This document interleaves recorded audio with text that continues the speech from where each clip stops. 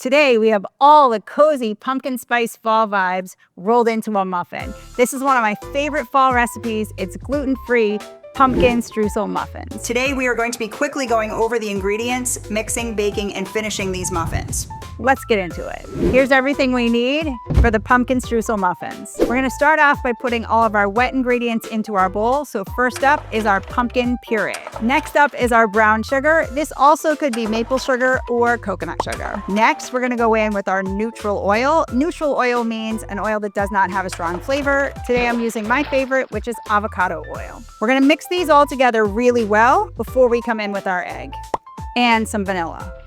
Okay, our wet's together. Let's get our dry into the mix. Gluten-free 1-to-1 flour, baking soda, cloves, nutmeg, ginger, and salt. And can't forget the pumpkin pie spice. If you don't have pie spice at home, check out the recipe below.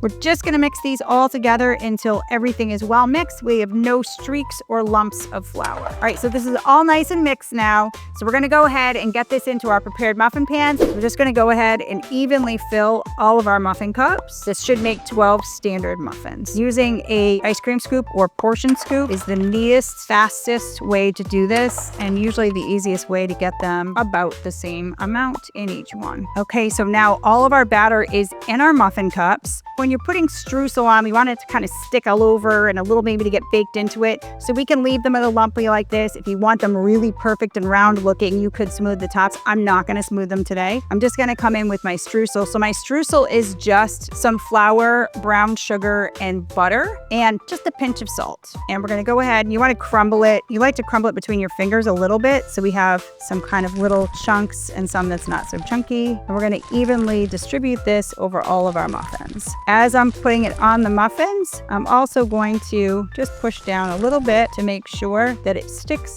and it doesn't all come off as they rise in the oven. So you might notice the 6 in the back look a little different from the 6 in the front. That's because today I'm filming 2 different videos, and the ones in the back are for my Starbucks pumpkin cream cheese muffins. You can find that video right here.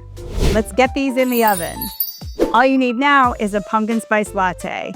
Our pumpkin streusel muffins are done. And now for the beauty shots.